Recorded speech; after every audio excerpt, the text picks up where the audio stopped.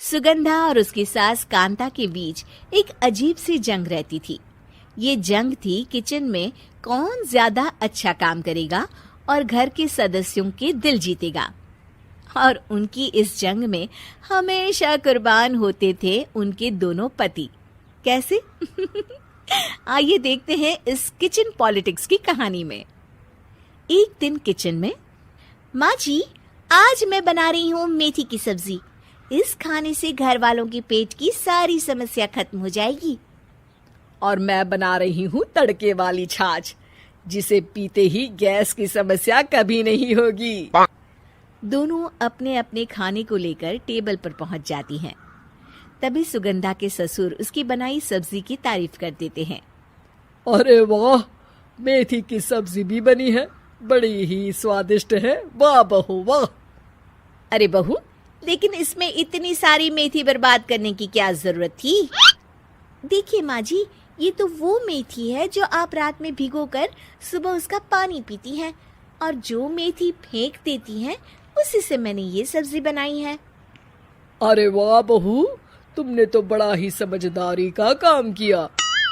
बस अब क्या था, कांता जी का तो मानो ये सुनकर खून ही सूख गया।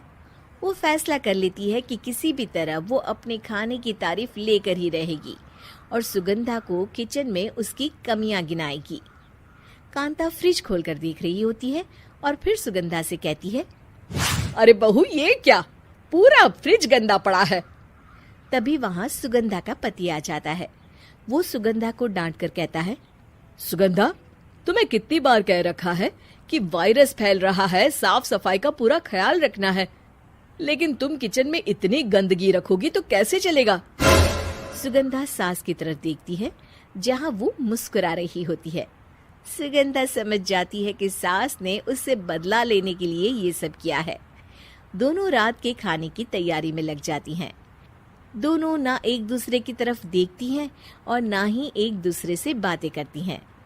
रात को खाने की टेबल पर एक एक कर दोनों कई तरह के अलग अलग व्यंजन टेबल पर लगा देती हैं और अपने अपने पति के पास जाकर खड़ी हो जाती हैं। अरे खाइए जी खाइए, मैंने बड़ी मेहनत से बनाया है। प्लेट में वो खाना डालती हैं। सुगंधा भी दोनों की प्लेट में खाना डालते हुए कहती है, बड़ी ही मेहनत लगी है इस खाने को बनाने में। हाँ, दोनों को ना चाहते हुए भी सारा खाना खाना पड़ता है। कहीं दही तो कहीं मलाई तो कहीं मसाला। और इन सब के बाद दोनों बड़ी ही मुश्किल से अपने कमरे में सोने जाते हैं। लेकिन अगली सुबह सुगंधा का पति चिल्ला रहा होता है, हाय रे, हाय मेरा तो पेट खराब हो गया। हाय माँ, बहुत दर्द हो रहा है।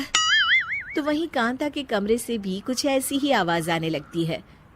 हे भगवान, इस सास बहू की लड़ाई हमारी जान लेकर रहेगी। जाओ कोई डॉक्टर को बुला कर लाओ। डॉक्टर आते हैं। दोनों को देखकर कांता और सुगंधा से कहती हैं, देखिए, आप दोनों इन्हें खाने में हल्का ही दीजिएगा। हो सके तो रात का खाना जल्दी खाया करे और वॉक किया करे। इतना कहकर डॉक्टर वहां से चले जाते हैं। जिसके बाद एक बार फिर से दोनों बहुएं किचन में जाती हैं और खाना बनाने में लग जाती हैं। रात में खाने के टेबल पर दोनों एक बार फिर से खाना लगाने लगती है। पापा जी, मैंने ये पतली मूंग की दाल की खिचड़ी के साथ ये पापड़ और पुदीने की चटनी भी बनाई है। अरे बहू, अभी अभी बेचारे पेट की बीमारी से गुजरे हैं। इतना भारी खाना तो डॉक्टर ने भी मना किया है ना। देखिए, मैंने आप दोनों के लिए सूप बनाया है। और दोनों उन लोगों की प्लेट में खाना डालने लगती हैं। तभी दोनों एक साथ बोल पड़ते हैं, बस करो, हमें माफ करो। हमें नहीं खाना इस घर में, ना खिचड़ी और ना ही सूप। हम इंसान हैं, एक वक्त में एक ही खाना खा सकते हैं। बस करो, हमें माफ करो। हमें नहीं खाना इस घर में, ना खिचड़ी और ना ही सूप। हम इंसान हैं, एक वक्त में एक ही खाना खा सकते हैं। इतना कहकर वो दोनों वहां से चले जाते हैं। कहानी का अंत। आप लोग उम्मीद कर रहे होंगे कि अंत में सब ठीक हो जाएगा।